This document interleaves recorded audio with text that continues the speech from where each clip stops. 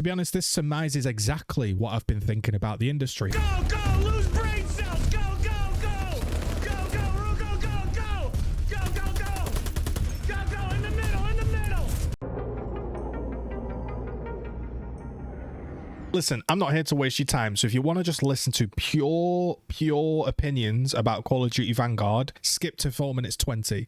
If you want to learn about me as a person and my review process and understand how things come to be formulated about a channel that is long-form discussion, and hang around for this chat for less than 5 minutes. You might learn a thing or two. All right, folks, welcome to today's video. Today we're going to be discussing Call of Duty Vanguard, a few of its issues, a few of its good points, bad points, and we're going to have a chat about the wider gaming landscape, talking trends, sort of gameplays, power creeps, where things are going. On this channel, that's what we like to do. We like to have a look and talk about things that people don't seemingly want to talk about, or at least it's a little bit lower down on the agenda of the bigger YouTubers. I want to thank all of the people that commented in my last video, which was a Battlefield 2042 review. There was a load of new people on the channel, which for me was like fantastic to see. It was great to see all of the new people on the channel, because that's why we do it, right? That's why we enjoy the feedback, the critique, the issue is here that when you get a load of new people, you get some really good comments and you obviously get some bad comments. That's fine. We take it blow for blow. But I think a few people, before we begin the Call of Duty video, is they're not understanding what a review is. And trust me, I'm saying this as someone that kind of didn't used to get it either. When I do a review of a franchise such as Battlefield, what I say, it's an opinion. It's not fact. It's just how I feel. It is entirely subjective to what I'm experiencing. You might be having a great time, and that's fantastic. I'm glad you're having a great time. I'm not some Scrooge that wants people to have an awful time on video games. And if you're having a great time on a video game, that's fantastic. That's all we want. A review is someone's opinion, and what you do with a review is you don't trust it. You don't blindly follow it. You use it as a reference point, and you reference it against a whole load of other things, and then you formulate an opinion based off your own experiences, thoughts and feelings, how you are as a person.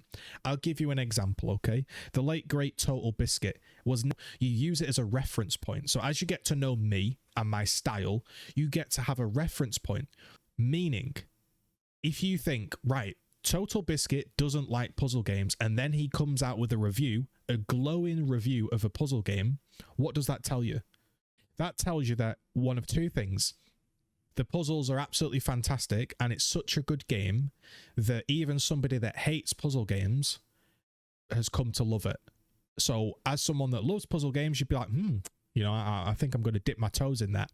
Or you can look at it on the flip side and say, well, if he hates all puzzle games because they're too difficult or annoying, then maybe he's liking this one because the puzzles aren't very deep. You can get through them very quickly. And actually, it's not a great puzzle game. Now, he may like them, and he wouldn't be wrong about that, but you see how the same opinion can cause entirely different sides of the coin to be looked at. So it's only when you know someone's reference point does a review become anywhat useful or somewhat useful. So I just wanted to say that. So when I come and I say Battlefield 2042 isn't a game that you should purchase at launch and it requires a year, that really doesn't mean much to you. So you can't really have a hard stance on liking or disliking unless you know my style as a reviewer. My style as a reviewer is to honestly look at the product and say pros and cons and say what I think.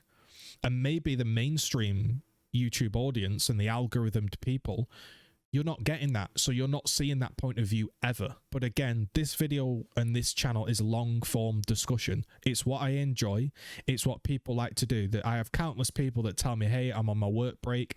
I'm going to pick up and listen to a Z video at lunch, etc. or on the drive home. That's super nice to hear. It like inspires me to keep going. Yeah, I'm a niche channel. Yeah, I often don't get in the algorithm, but if I keep plugging away and doing honest and open talks, maybe we get somewhere.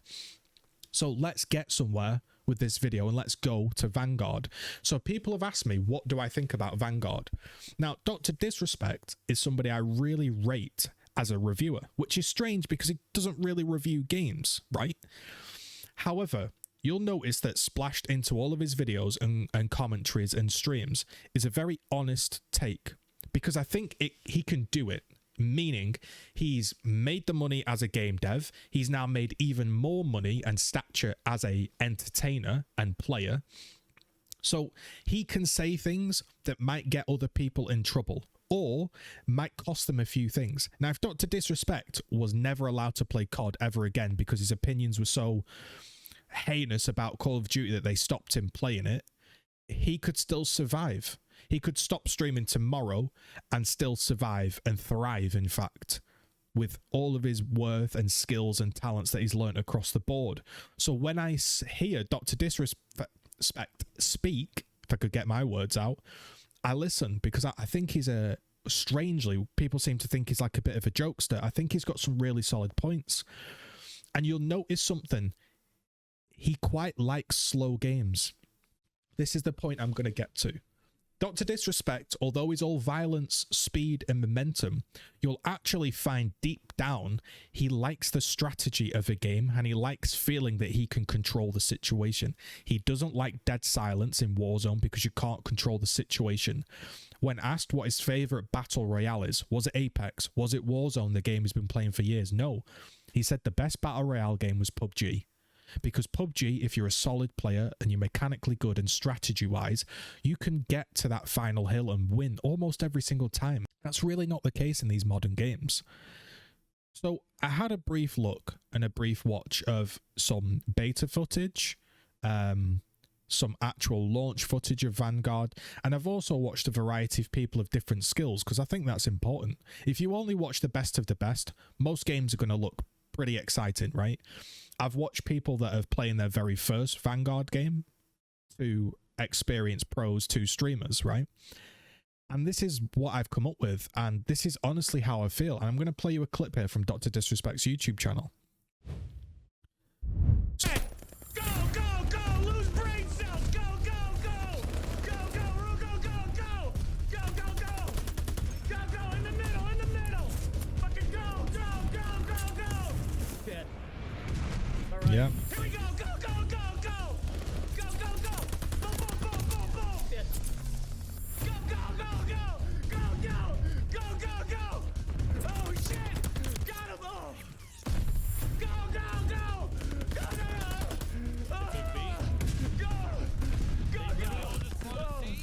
Okay, so you get the point. You get the point. Let's jump full screen and let's have a chat about Call of Duty Vanguard. So Call of Duty Vanguard has taken everything that you know about COD and again just amped it up 1 to 2%, 3 to 4%, 4 to 5%, 5 to 6%. And it keeps going and going and going. And these little tweaks and these little changes to each weapon and to each gun and to each piece of movement and map layout and spawner and spawn timer, they all add up. And what has happened now to basically almost all video games is speed is of the essence. Speed is so much of the essence because they are terrified to take the player out of the action for more than a second. That's the truth. Their games are so dull, so uninspired, so lacking in finish and quality and just general scope and just things to actually grab a player and innovate and sit the player down and go, you want to sit down and play this experience. They're so void of everything like that, that the game is terrified, absolutely terrified of pulling them out of the action. So what do? The action never stops. Go, go, go, go, go. Spawn, die, spawn, die, spawn, die, spawn, die. And you probably sat there going, well, that's Call of Duty, bro. That's the way Call of Duty has been. Yeah, that has been the way Call of Duty has been since Call of Duty 4, really. But the level of it and the way it gets amped up over a franchise and installment and different title and different studio, that little percentage that gets added on each time and each time, it's now culminated to a product that is unrecognizable. It's a warped, super fast version of what you've come to know and love. And this is exactly my issue with other games, right? Battlefield, Gears of War, even strategy games nowadays. They're terrified of actually sitting the player down and saying, you know what? You can go in guns blazing and you can be quick and you can outplay people and outmaneuver people. Like with an MP5 3-stun juggernaut, right, in Call of Duty 4. Yes, you could do that, but there were other ways to play around that combination. There were ways to traverse a search and destroy map to get a better position and dominate without just being a pure G fueled up snort a line of watermelon G fuel and go again and again and again and again and again. There was a way to beat it with positioning, a little bit of thinking. What class do I need? What gun suits what situation here? How many times would you be playing a COD 4 or playing a different FPS game back many, many years ago where you would think about the map, the layout, how the game was going, who you were playing against, and select the correct weapon and select the correct position on the map for that battle? Gears of War, it went from a cover-based shooter to an air-hopping, wall-bouncing mess, and all of the nuance that has been in the game and has brought the franchise up to be so famous has slowly gone. And the thing is, people blame the modern gamers, right? Well, it's the modern gamers. They want faster and faster and faster gameplay. I agree. They're chasing dopamine hits, that they're chasing that endorphin rush, whether it be opening a box, an XP symbol flying up on the screen. But ask yourself this, can you blame them? Once you've had that high, it's very hard to come off it. Once you've played a much faster game, it's harder to come off it, and it's up to the developer to stay strong and say, this is our vision for the game, and we're going to keep it at this speed and this pace. And if they can't do that they've failed to maintain their vision, and now they're being managed by the community, they're being managed by outside sources, and it's not their game, it's not their vision. They're managing the community, etc., and they often don't know actually what they want. So I'm just going to flick back here and show you an example of how amped up the game has become here. So let's just jump screen again. So in this clip here, we have Call of Duty Vanguard, and you're going to notice there's a riot shield on the guy's back, and he's using a shotgun. Now, in my day, the Spaz 12 was an overpowered shotgun. The Nasher was a good shotgun, right? The Model 1887 was so broken that there's YouTube videos probably been created by them still to this day. But then you see something like this, and this isn't even out of the ordinary. This is just the pace of modern games. And the pace is so quick that there's no strategy. There's no nothing. It's just in, out, terrified to take the player away from the action for a split second, because if you take them away from that action for a split second, they're going to realize what an awful product they're playing. So let's have a look at this. Let's roll this clip here. No, two. Oh my god!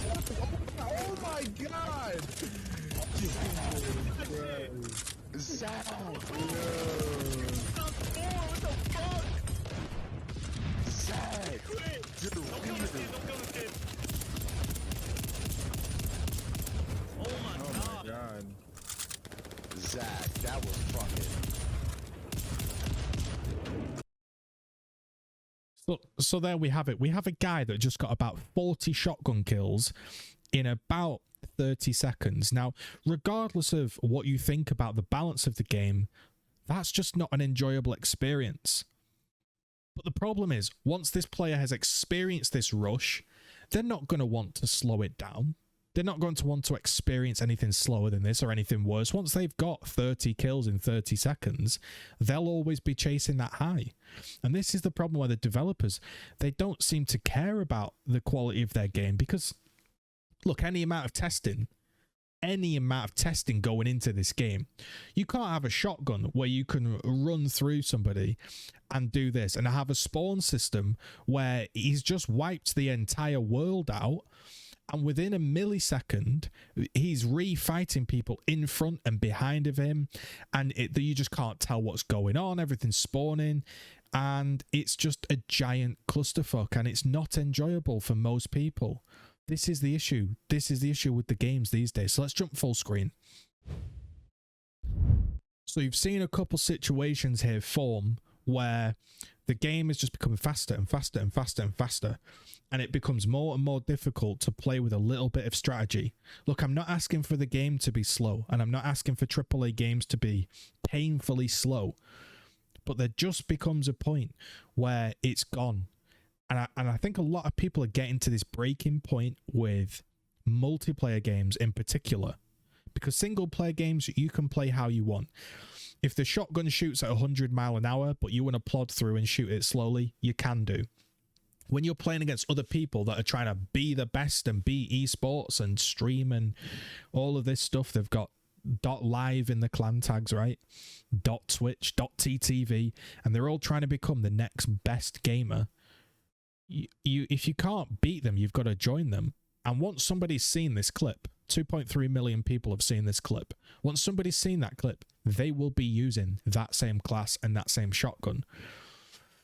And we've just reached a point for me where I can't step into these modern games. I struggle to justify spending $60 on a game that is going to be canned off and binned in 7 months, because after a year the new game comes out, and after 6 or 7 months they're already thinking about the next game, and their updates slow down, all of your progress is getting wiped, and there's just needs to be a breathing point in video games these days. You know, I think that's why Tarkov kind of got a little bit of infamy, because yeah, it's a bit clunky and it's a bit different and it might not be as fluid, but there's a place for you to play if you want to play a little bit more tactically. And I just can't recommend Vanguard as a product when it's like this. Look, I'm not going to spoil the campaign for you, but there's fucking superpowers in the campaign pretty much. Like, is this where we've come? And people will say, well, yeah, we're playing a World War II inspired game. We're playing an old game. We're playing X, Y, and Z inspired game. It doesn't have to be historically accurate. Yeah, you're right. Doesn't mean I have to like it. Yeah, you can do a World War II inspired game and put a laser rocket in. It's the developer's choice to do that, and they're not wrong to do that. And I'm not wrong to say I don't like it.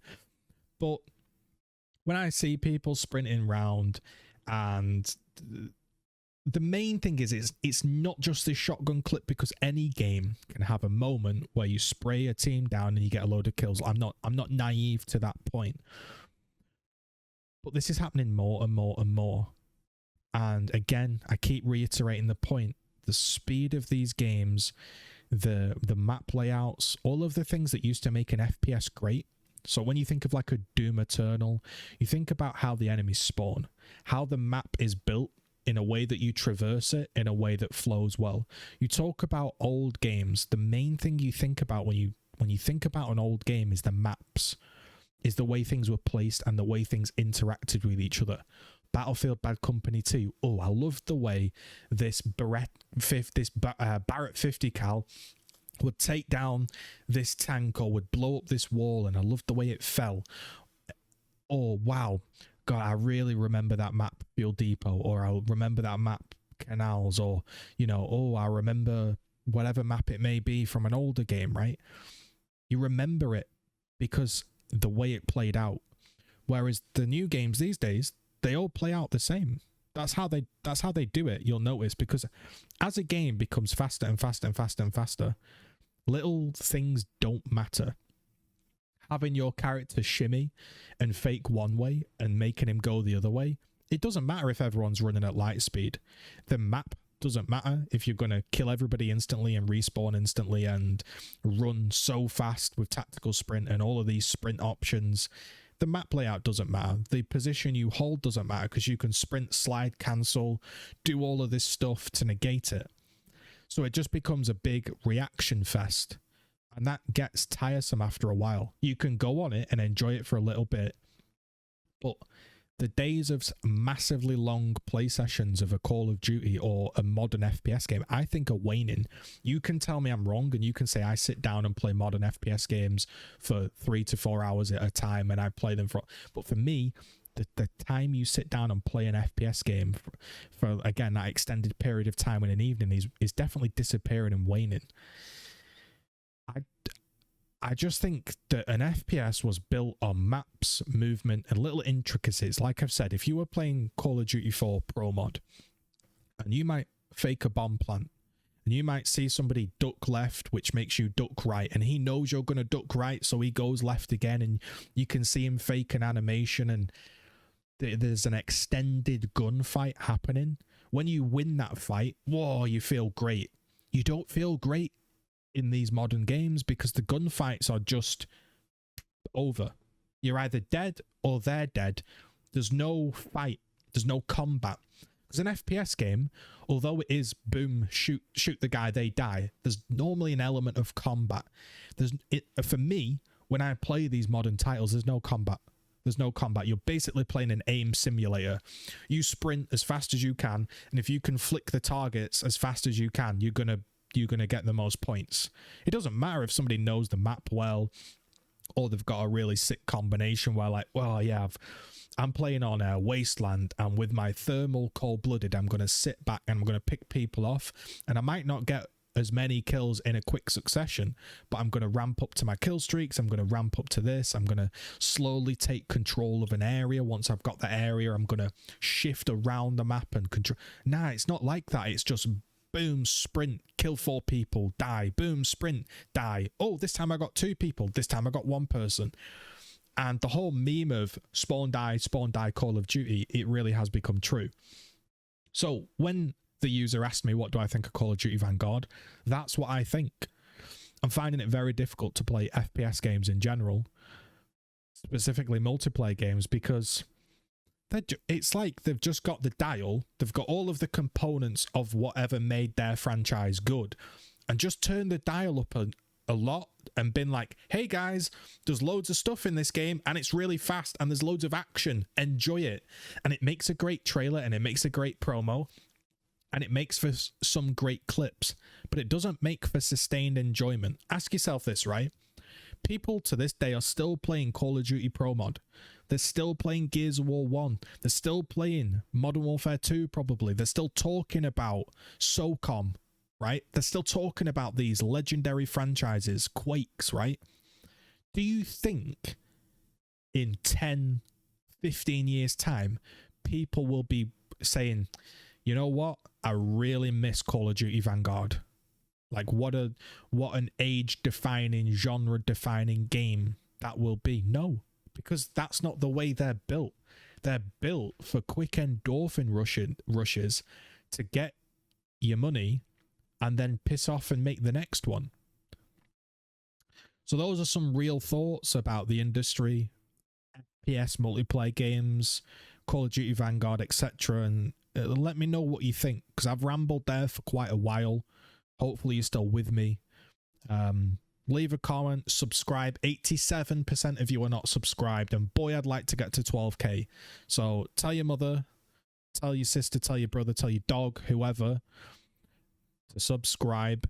Check me out on the socials: Twitter, TikTok, Instagram, YouTube. Obviously, I've got a Discord if people want to pop in and have a chat. It's all going. So appreciate that, guys. Thanks for the support as always. Have a great evening, morning, wherever you are. Have a great day. Peace.